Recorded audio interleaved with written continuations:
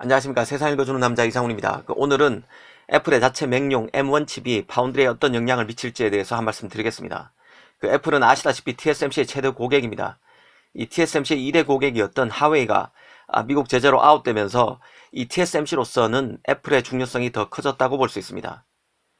핵심만 놓고 보면 애플의 M1 칩 출시로 인텔의 타격은 불가피하고 애플 칩을 만드는 TSMC에게는 호재가 예상됩니다. 하지만 이것도 따지고 들어가면 변수로 많이 얽혀 있음을 알게 됩니다.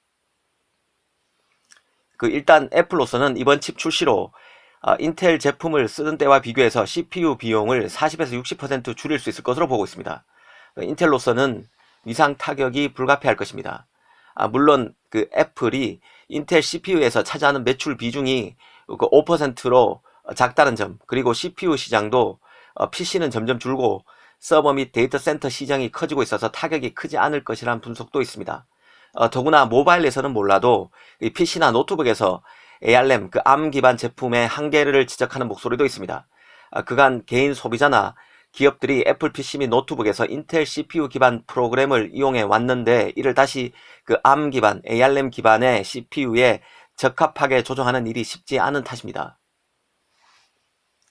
하지만 그래도 애플 PC가 괜찮다는 평가를 받게 되고 애플 PC가 세력을 키우게 되면 인텔로서는 타격이 없을 수가 없습니다. 더구나 인텔은 최근 실적에서 보듯 믿었던 서버 시장에서도 이익이 큰 폭으로 줄어들었습니다.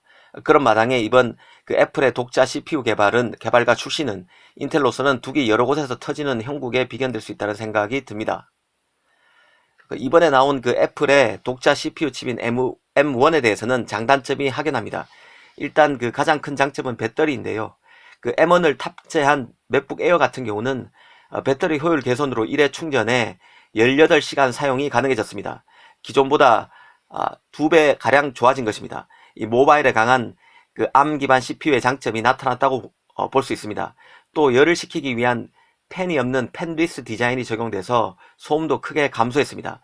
이 때문에 인기를 끌 것이란 말이 나옵니다. 하지만 한편으로는 최대 메모리 용량이 16GB로 기존 대비 절반 정도로 줄었습니다. 결국에는 시장에서 어떤 평가를 받느냐에 따라서 파운드리의 역량도 달라질 것인데요. 애플의 독자 CPU를 내장한 맥 제품이 잘 나간다면 TSMC의 생산 계파가 딸릴 여지도 있을 것입니다. 애플 M1 생산에 사용할 수 있는 TSMC의 생산 계파가 어느 정도 비중인지는 정확히 알기 어렵습니다. 국내 증권업계에서는 전체 5나노 생산 계파의 25% 수준이라고 하는데 너무 많이 잡은 게 아닌가 합니다. 이 나머지 TSMC 5나노 캐파의 상당 부분은 아이폰 12에 탑재되는 A14 프로세서를 생산 중일 것입니다. 지금은 재택근무와 온라인 교육의 확대로 맥 판매량이 크게 늘고 있는 상황입니다. 특히 애플이 자체 GPU도 개발하고 있는 만큼 이 물량까지 TSMC로 가면 분명 TSMC 생산 캐파에 가부하가 걸릴 것입니다. 이렇게 되면 TSMC가 소화를 하기 힘든 물량은 삼성 말고는 선택지가 없습니다. 삼성의 기회가 생길 수 있다는 뜻입니다. 사실 애플과 삼성 파운드리의 관계는 애증으로 얽혀 있습니다. 애플이 스마트폰을 출시해서 세상을 바꾸려고 했을 때 필요했던 것은 기존 인텔 칩보다 작은 로직 프로세서였습니다. 그래서 선택했던 파운드리가 삼성이었는데요. 애플의 AP는 아이폰 5까지 삼성 파운드리가 유일한 공급 업체였습니다. 그러던 것이 애플이 아이폰 6와 아이폰 6 플러스를 내놓으면서 애플의 AP 공급자가 삼성에서 TSMC로 바뀌게 됩니다. 이게 바로 2014년, 2015년 무렵인데요. 삼성이 독자 AP인 엑시노스를 개발하면서 애플이 부담을 느꼈다는 말이 나왔습니다. 그 이후에 잠깐 삼성과 TSMC가 함께 애플의 AP 물량을 맡은 적이 있긴 있습니다. 이 삼성과 TSMC가 같이 애플 AP를 만든 모델은 아이폰 6S와 아이폰 6S 플러스로 단 2개 모델에 불과했는데요. 이때 삼성은 14나노 공정, TSMC는 16나노 공정으로 AP를 만들었던 때입니다.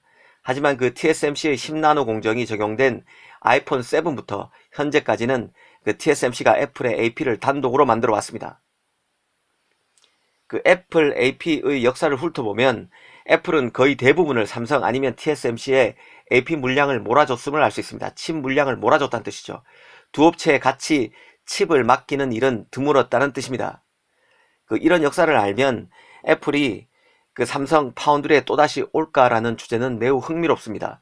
애플 입장에서 보면 모바일 AP의 경우는 삼성 파운드리에 수주를 주고 AP의 기술 유출이 혹시라도 이뤄지게 되면 아이폰이 갤럭시에 더 어려워질 수 있습니다. 이런 부담을 애플이 가졌을 것입니다. 더구나 그 애플은 삼성의 디스플레이와 메모리도 절대 의존하는 관계입니다.